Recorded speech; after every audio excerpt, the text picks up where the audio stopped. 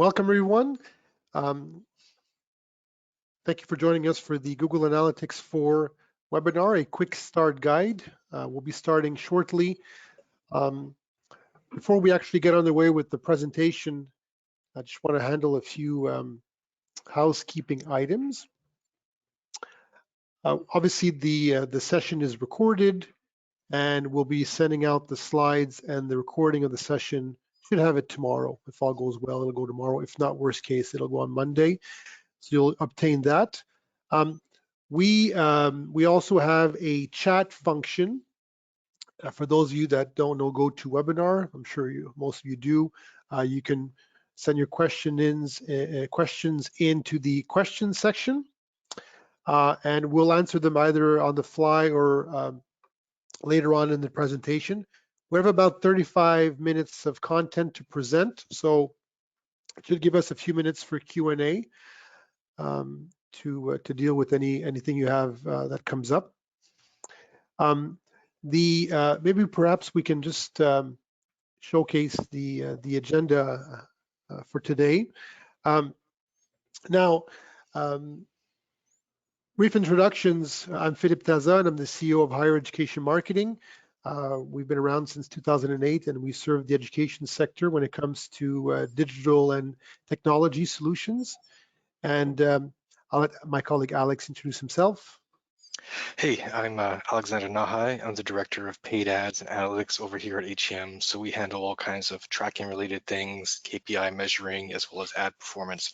And I guess just one sort of heads up, I'm a little bit under the weather today. So if I cough, please apologize. Let me apologize in advance for that. So in terms of why we're here, Google Analytics, or Google is sunsetting the Universal Analytics version of the product next July. So you have until then to implement Google Analytics 4. So we wanted to, and we did a webinar a few months ago on some of the nuts and bolts of implementing and setting up GA4. So we wanted to raise the awareness in the market that this is happening. It's not driven by agencies like us, it's driven by Google that's imposing this technology shift and change into the marketplace. So we wanted to raise the awareness and understanding of GA4 and what it does. And today's presentation is less on the setup aspect of the tool, which we have a few slides on, but more so on the reports and on the comparison and analysis that you used to do, or maybe are still doing in the Universal Analytics version. And now you can find similar metrics and similar reports in the GA4 environment. And we have a few other surprises for you. So without any more ado, let's proceed. And before we go into the content, we wanted to kind of get the sense of our audience today. So we have two quick polls. The first one is the frequency at which you access and go in and verify your data in Google Analytics. We just want to see, I look at it multiple times a day. You probably don't, but we want to kind of get a sense of who we are. So we'll leave the poll open for another 5 or 10 seconds. If we wouldn't mind asking you to please go ahead and respond. One more second. Okay, good. Well, let me share the results. This is interesting. So 100% of you said occasionally. Okay, that's fine. That's good. The next poll is which version of Google Analytics are you using? So the old one is called UA, standing for Universal Analytics. Maybe you're unsure. So we want to just understand who's on the call, what's your knowledge base around GA4. So we really appreciate you taking a moment to respond to the survey. Okay, a few more seconds. Okay, let me close this poll and let me share the results. Okay, more mixed responses here, Alex. So 9% use GA4. The majority of them use UA. And I guess we could say about 20% use GA4 because some of them use both and some are unsure. Okay. Great. Good. Alex, I'll leave the floor over to you. And thank you for your time. Thank you. Oh, no problem. All right, 1 second. I just have some windows stuck on my screen. There we go. So I guess it's good to see that a lot of you people on our who's listening in and watching use Google Analytics. We can see that quite a few who don't use GA4. So hopefully there'll be a lot of interesting things that you'll learn in our webinar today. But I guess just before we dive into things, we want to just have a few quick slides, just talk about GA, the importance of it, and why it's usually what should be used for your schools. And the reason we're doing this is, one, we've talked to a couple of schools, and some, they have GA, they use it, but they don't really get what the value is about it. So maybe just as sort of a top level overview of why, not necessarily just having GA, but the new GA4, which is going to be the only version offered by Google moving forward, is important. Realistically, if your school runs various marketing channels, through digital media, you have Facebook, you have Google Ads, you have blogs bringing in traffic, maybe you have 4 or 5 other channels bringing users and prospective students to your website. Google Analytics, or any analytical software, really is what you need to really see who these people are, where they're coming from, how they're getting to your site, and a little bit of the demographic information about them as well, such as, what country are they visiting from, what devices are they using, things like that. So it's really key for learning about your audience, how they get into your site, but also going one step further, it's really one of those essential tools for understanding which sources are sending you the right traffic. So which ones are actually sending you prospects that do take that next step to request information about your school, do call your admissions office, do submit applications online. And so in this sense, Google Analytics ties really well into measuring the ROI of your digital marketing efforts. I mean, for instance, in this day and age, I assume everybody here, your school, you have a website, and there's different important actions that you'd like students to take on your website. So some of the most common ones could be a contact us or request information form, or else an application page. And so these are, part of your digital marketing goals to get people to fill these out.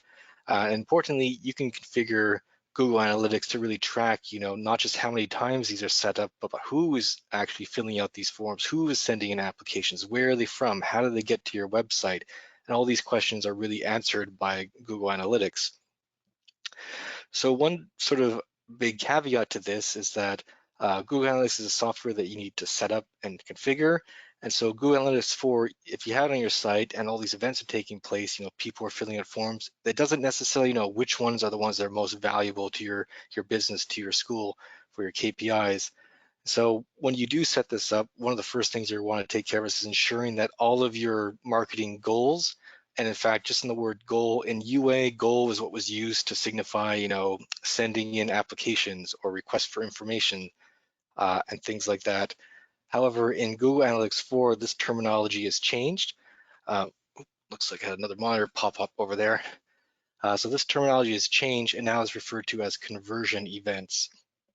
And so an event, just broadly speaking, is anything that takes place on your website. It could be a link click, it could be a page view, it could be scrolling down.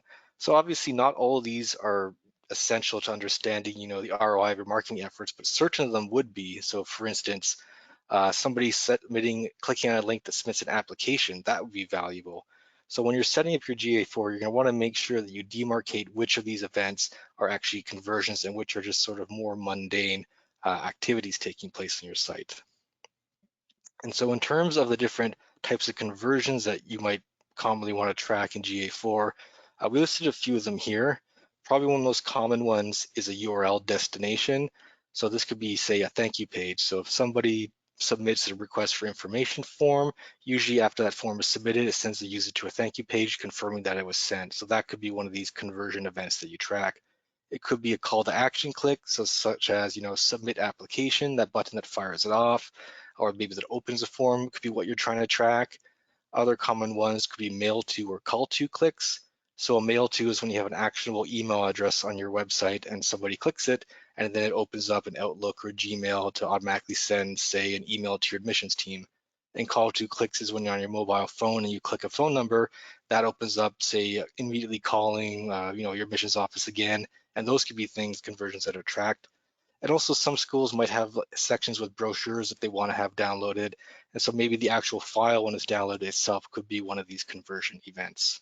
And these are the, these are the elements that add value to your implementation. I mean, out of the box, when you're when you're going to enable your GA4 property, you're going to accrue all kinds of data, and all the data is organized in events. So you'll have thousands and thousands of events coming into your reports, but determining which ones provide value to your ecosystem and relate to the recruitment funnel, that's what Alex is alluding to.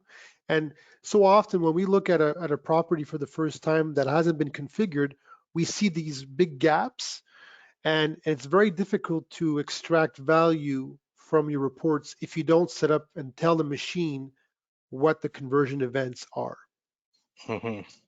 Yeah, precisely. So it's really important at the outset to have your most valuable events or actions, qualified, so that when you start doing some data analysis, you can actually quickly view these inside your Google Analytics. And so the next little couple slides, you just want to quickly touch bases on some of the common, I guess, misunderstandings about GA4, particularly when it comes to setting it up. So I know recently, maybe a month ago, Google sent out an email to everybody that had UA talking about how easy it is to set up GA4, how easy it is to create your property. And so yes, it's very easy to create a property, particularly if you have a UA account. It's just a couple of clicks and then you have your new property set up, or set up, I should say, because once it exists, you still need to take a couple of steps to start gathering data, but also to really have it set up in a way that it gathers the right data for you. And so if you have a GA4 account that just exists, but you haven't really looked at it, it might be worth your time to actually go and take a look and do a few initial setup steps, even if you're not looking at it on a regular basis, just so that in the future, when you might have to rely on it, it'll already be properly configured. So the main screen in GA4 looks something like this.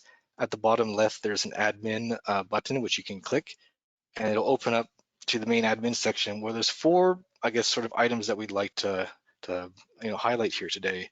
One would be your user account management, because previously if you had a UA account, maybe you have not necessarily all of your users might be transferred into the new one.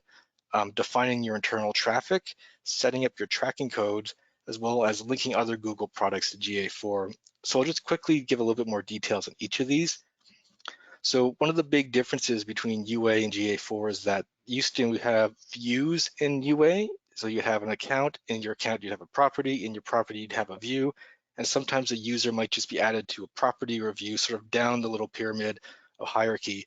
In GA4, there's no more views, there's just properties. So you're probably gonna wanna go double check that everybody that should have access does have access. And the same as before, there's several tiers of access, the lowest being viewer, who can really just see the data, up to the administrator, who are really where the key players and the people working in there every day. You'd probably want to have them at that level, or at least editor in this case. Next, there's no longer the same old filters that you used to have. Now it's they're all kind of separated in different areas, but one that you might want to still set up is actually defining your internal traffic and maybe filtering them out of the results that you're seeing here in your GA4. And the reason we do this is that some schools might have a couple people in their admissions office or even webmasters that are on the website all day doing all kinds of things, sometimes guiding students through over the phone or doing work and updates. And if there's a lot of this traffic, it can actually really sort of muddy the waters for when you start doing reports. For instance, say you have a team located in Canada that's on the site every day. Well, your Canadian traffic can be very elevated unless you actually filter them out.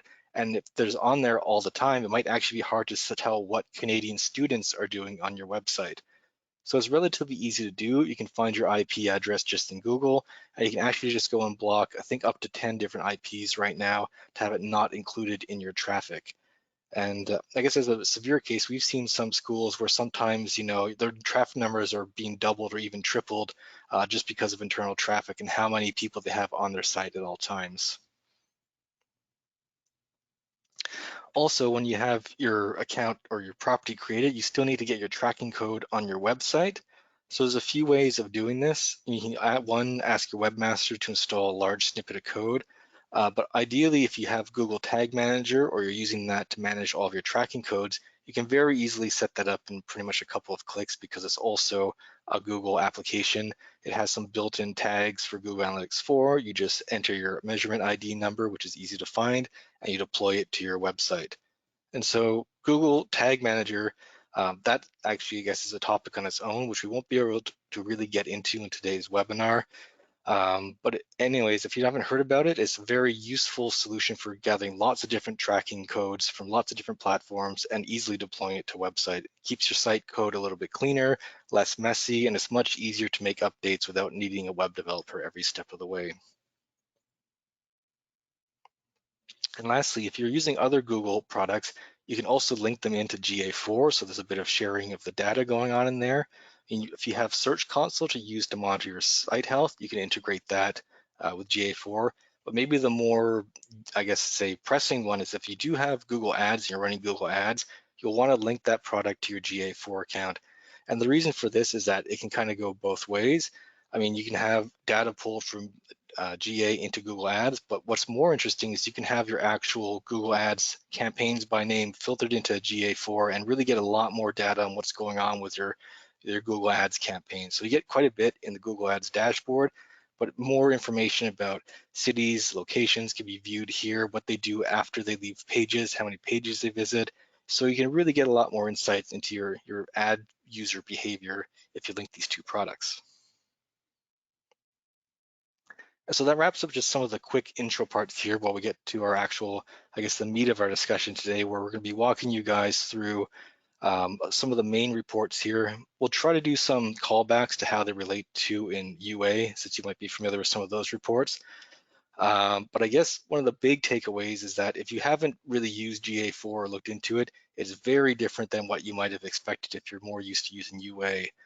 Notably, I mean, the UI is different, but maybe the biggest change is that the menus are now much more compressed, they're sleeker, and a lot of the reports that you might have been using frequently are actually no longer available out of the box.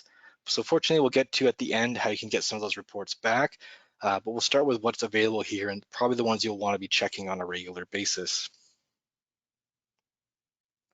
So the first report we want to call attention to is the real-time report. So there's a similar one of these in UA, where it's kind of a neat thing where you can see at a glance what's going on your site at this very moment or in the last 30 minutes.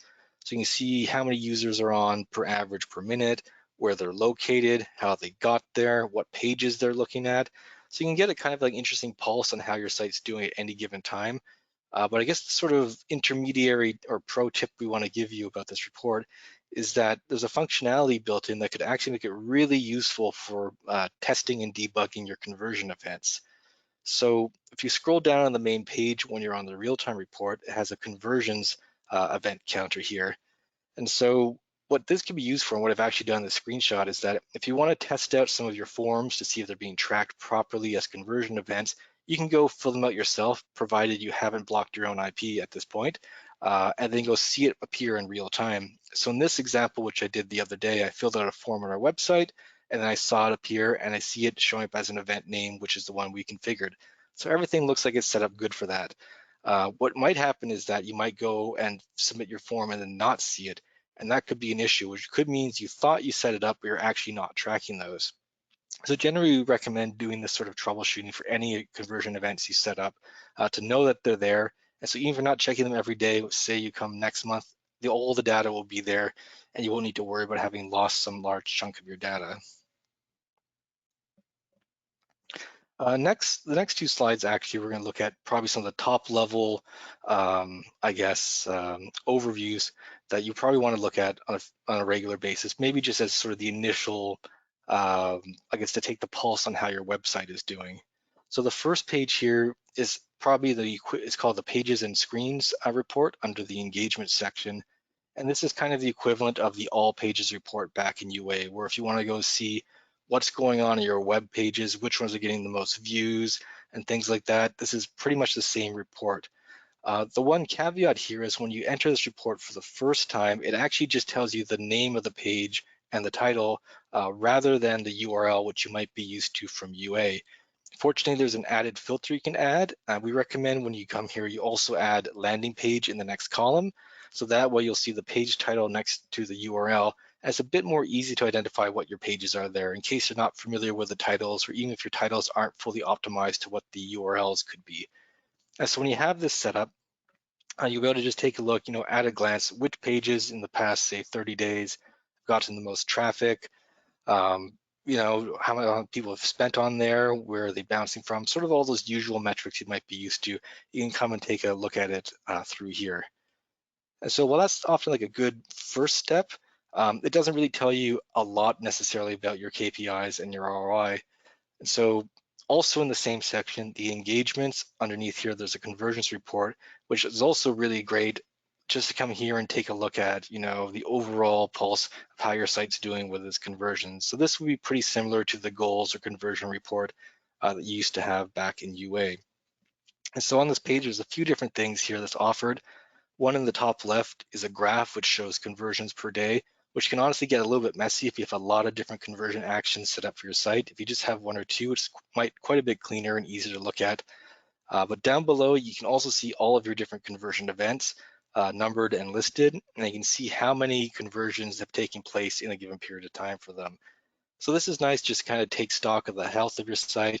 If you've looked at the past month, you might have expectations of which conversion event will have the most, what the numbers could be like. Maybe you'll spot some oddities here. Maybe one of those really rare events actually fired this month. Maybe one is underperforming. So you can kind of get an idea of what you might want to investigate and look into further in case you see some opportunities or some issues, or you just have some questions about what's going on.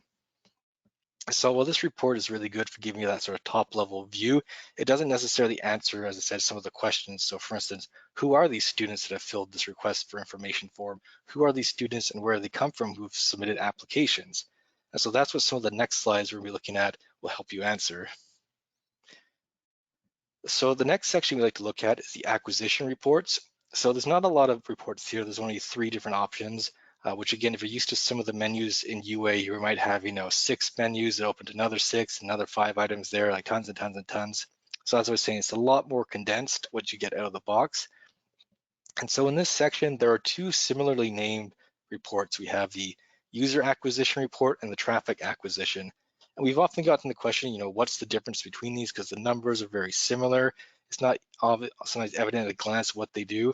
The main difference between the 2 reports here is that the user acquisition, which is what you see on the screen right now, is all about new users. So it really just tracks people that have been to your site for the first time. So everybody that's just come in has never heard about your programs, your offers before. That's what's being counted here, and not any of these return visitors. And so the traffic report, however, is a little bit more comprehensive because it includes all users. And usually for that reason, we recommend skipping the user acquisition report and just going to the traffic acquisition, just to have a bit more of that complete picture. And so in the traffic acquisition report, at a glance, what you get is that, especially if you scroll down to the details section, you'll see by default the main channels driving traffic to your website, how many users have come through those channels, how many sessions they have opened, how long they spend on your site on average, sort of the usual metrics you might expect. But also right here, you can see the conversions per channel, which gives you a slightly more granularity than that conversion report we looked at a minute ago. And so in this case here, we can see that organic search is driving the majority of the conversions for this website. But there's also, maybe around 10% of conversions coming from some of these other channels, such as direct, email, referral, and so forth. And the reason we kind of sort of call attention to this is that usually when you're trying to look at your conversions, it helps to know how they got to your website, particularly if you have a lot of different channels that you might be advertising on. You really want to see how they're all contributing to the overall effort of bringing you prospects and hopefully enrollments as well. Just a little note on actually the channels in case people aren't fully familiar with what this terminology means for all these different ones here. So on the left, I found one of our sites that we're monitoring had, I found 10 different channels in there, a whole bunch of different ways that people come to the website. So I just thought I'd explain what some of the more common ones are in case you're not entirely sure. So paid search. So I wrote, this is a user who clicked on one of your Google ads, but technically paid search is any sort of paid search. So that could also include ads on, say, Bing or any other search engine. They'll all be grouped together as paid search.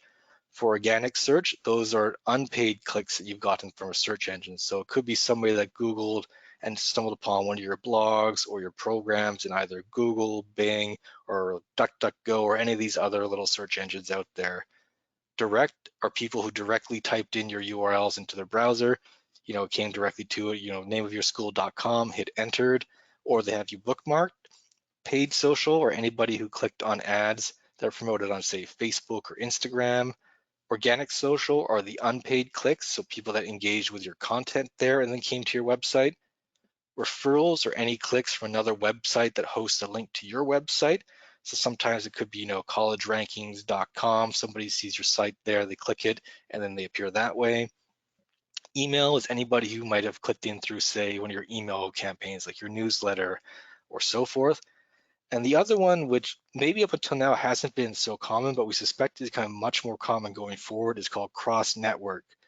So this one's a little bit trickier to understand, but what it really means is that it's the users who've engaged with your ad across multiple networks.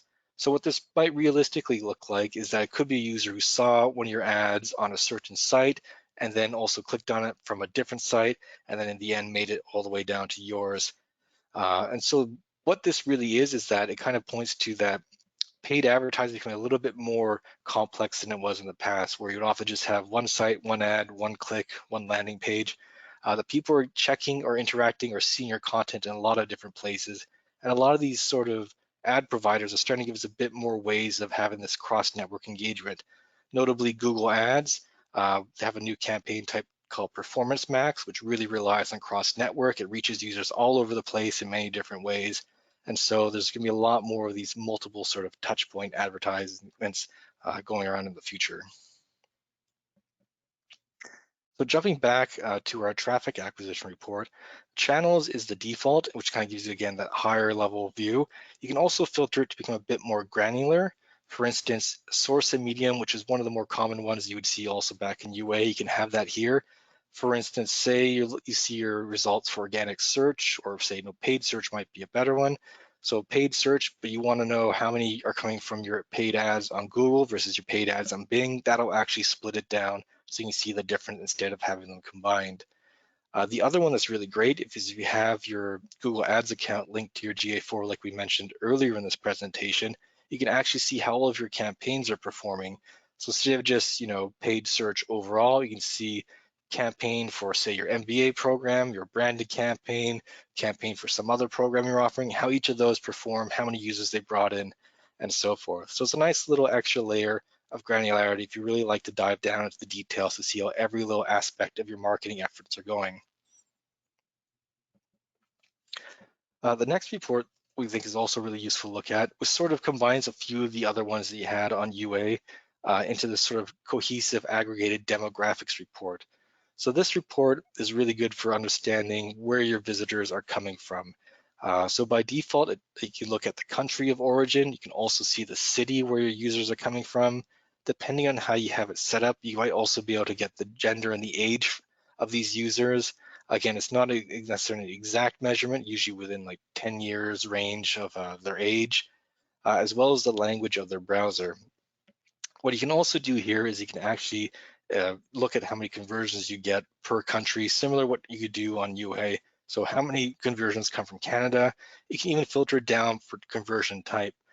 So for instance, if you see 10 conversions for Canada, 10 for USA, maybe it turns out that all of your American prospects are actually submitting applications while nobody in Canada is. They're just requesting information, but not taking that next step.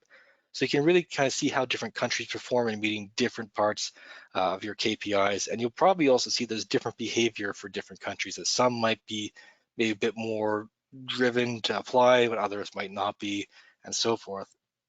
But one of the other interesting tips here is that usually when we're marketing, we have select countries that we might actively be targeting.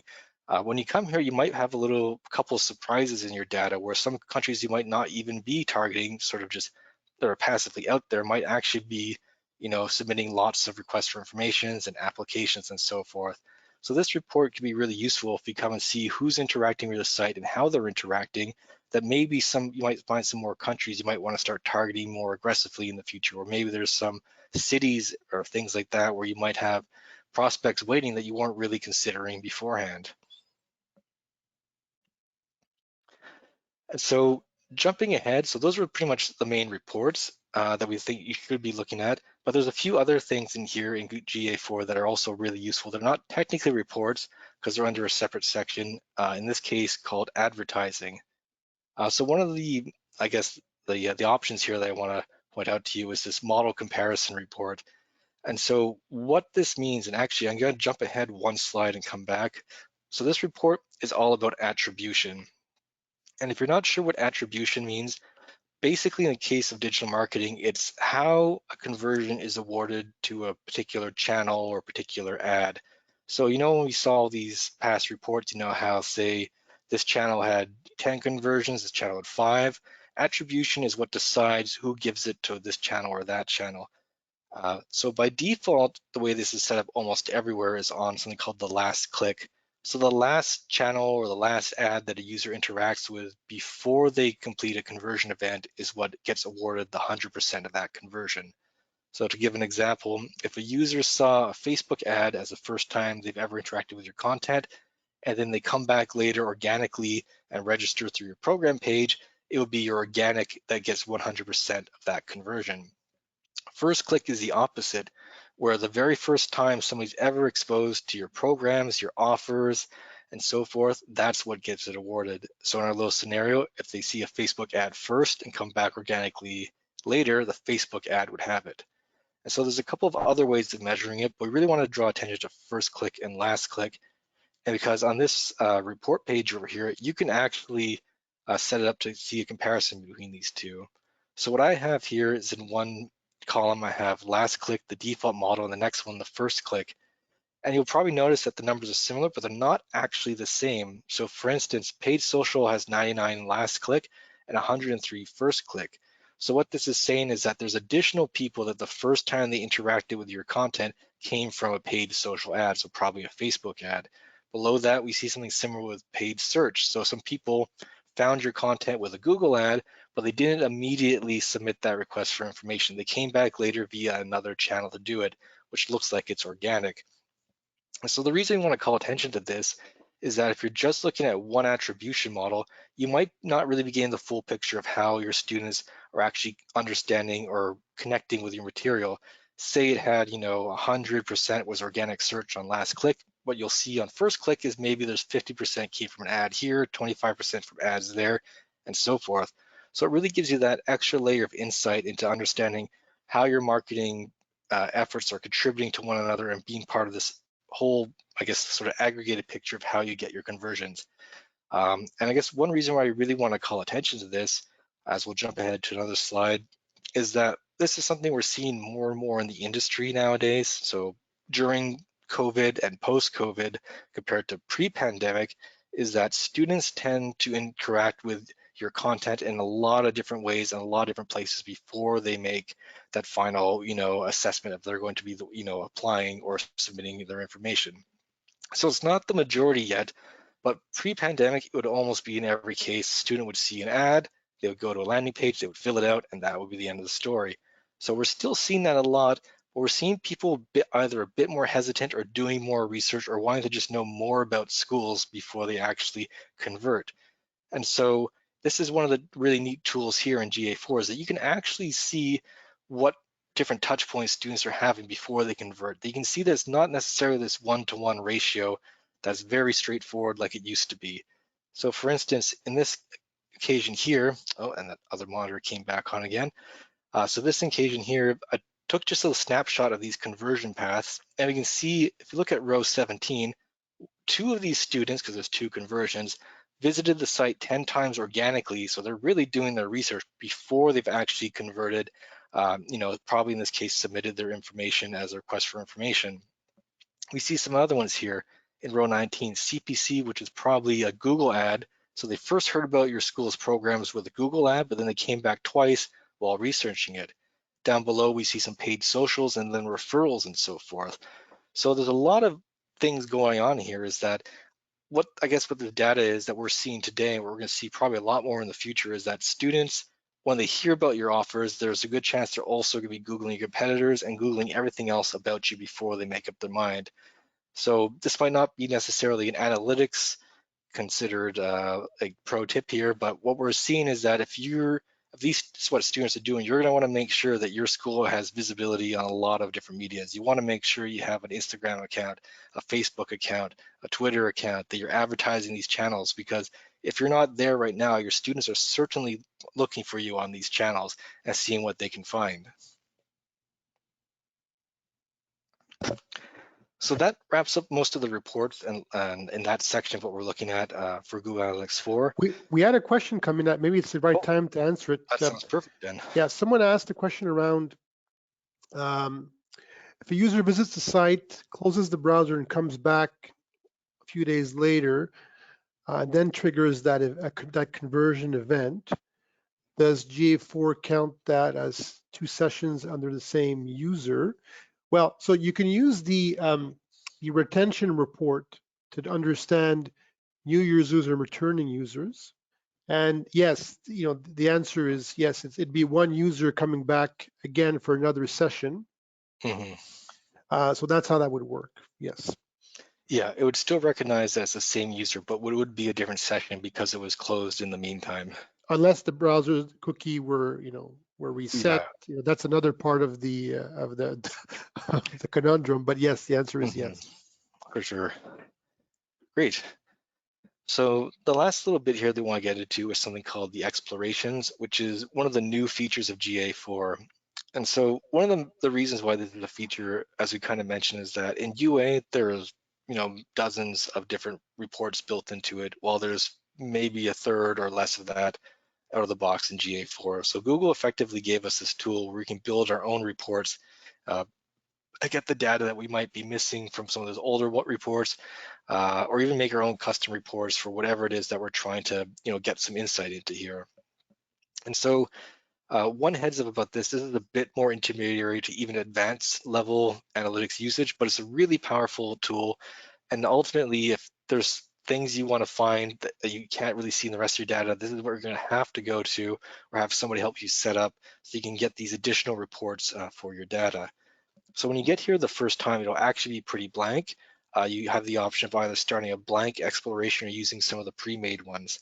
The pre-made ones can be useful, although they often need a little bit of tweaking on their own. But just to show you what the blank one looks like, it is pretty much just a blank canvas when you open one of these up. You have some variables and settings on the left that you get to tweak and assign, and then on the right is where your data is going to be visualized and populated. So there's quite a bit that you can do with this. There's a whole lot of options you can play around with here. There's different styles of visualization. You can configure it to look almost any way you want and get almost any bit of data on your site that GA4 is collecting. So that's both a pro and a con. There's a pro because you can make anything, but it's a con because it could be a little bit difficult to know where to start with this. So fortunately, in the last few slides we have, we're going to try to give you some insight on what you might want to be doing this, where it could be a good place to start.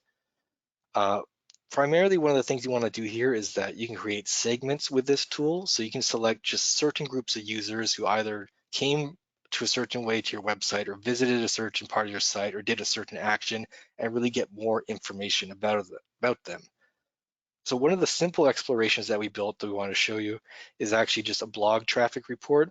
So if you have a lot of blogging going on your website, you probably have all your regular pages and your blogs, and sometimes in the default reports in GA4, it could be hard to see how your blogs are actually doing and how the traffic is actually being brought in there. So in this example, I created a segment, which is just the /blog directory, so just pages in the blog section. I organized it by location, so the URLs, and then by sessions. And so what you would see when this populates, I actually just blurred out the pages because they're a bit sensitive, would be actually all your different blogs filtered out of your website and how many sessions each of them has. So if you want to see which post brought the most traffic or was read the most last month, you can do something like this. If you want to compare month over month, that could be good as well for a longer period of time. It's just a good way to isolate that one section of probably when of you are doing this for your own marketing efforts and just to see how well it's doing. Another useful one you can make is actually a landing page subdomain report. So a lot of the times when you have, say, Google Ads, you're running all your ads to specific landing pages on a different subdomain. So in this case, for this report, I created one that just looks at the host name, so the subdomain of landing.yourschoolname.com. And then I chose the page location and the sessions, and I chose just a different visualization to show you some of the differences. But this would actually just pull all the landing pages in the subdomain and tells us how many sessions were open there. And you can actually create a lot of different metrics. I chose sessions. Maybe you want to look at time on site, who's actually reading the content of these landing pages, things like that. So there's a lot you can do in here. And in fact, it could be anything else. I mean, it doesn't necessarily have to be landing pages. Say you have different faculties on different subdomains, you could look at it this way as well, just to isolate it and get that sort of specific snippet of data. And the last one we want to show you, which we think is really cool, which is sort of begins with a built-in exploration. So Google Analytics provides you something called cohort analysis. And what these are basically used for is to understand how different groups of students who came to your site at different times behaved differently. So what I did in this one is I actually took two different pools of users. I took paid traffic cohort and organic traffic. I chose first click or first touch acquisition. So ones that the first time they ever heard about the programs was through paid ads or organic traffic. The criteria was any conversions and then a weekly view. So you can technically make this view longer term, like monthly, quarterly, things like that, if you have a lot of data, but I just chose weekly because it's more immediate and simple. So what I have here is that we can see for paid ad traffic in 57 of the 58 conversions that happened within 1 week of them discovering the content through a paid ad. So we can see there at a glance that paid ad traffic tends to be very immediate, that people often don't wait a lot, that there's more likely to convert. I mean, part of this makes sense because a lot of paid ads are intent driven, but it's nice to see a confirmation that when people first experience or learn about your school through paid ad, they're most likely going to convert within the first 7 days. Down below for organic, as a contrast, we can see that roughly 10% of people that hear about your school discover it organically, maybe through a blog or something, do not convert in the first 7 days. They actually take longer. We had some after 7 days, some after 14, some after 21. So these could be interesting things to consider in terms of your overall strategy as well. I mean, obviously, organic strategies, blogging might take a little bit longer than others. But so even if you just see a certain number in a certain week, you realize there might be a few more trickling in afterwards. And so you can do things like this to compare, say, your summer with your autumn, see if students behave radically different with your different marketing efforts, or even just see all your different channels, all your mediums, how long it takes students on average to convert. So again, this is just empowering you to have more data at your hands to make more decisions about your marketing efforts, as well as understanding how well they're playing out in the end. And so I think we're just about out of time right now. So We that are. wraps up the bulk of our presentation on GA4. Thank you, Alex, and thank everyone for listening in. There's obviously it's a hot topic. You have up till next summer, next June or July, to make the switch to GA4. Obviously, this is a discussion that we need to continue. We're active on our blog. We're active on social. We also offer the ability to talk to our colleagues, Scott or Lara or myself, if you have any questions around your accounts. We'll be sending out the recording and the slides either tomorrow or Monday. We want to thank you for listening in. And please don't be shy to reach out if there's anything else we can do to assist you to help you demystify the GA4 environment. Alex, I want to thank you for your great insights and Oh, my have a pleasure. good day, everyone. Thank you so much for your time. Thank you. Take care, everyone. Be well. Thank you.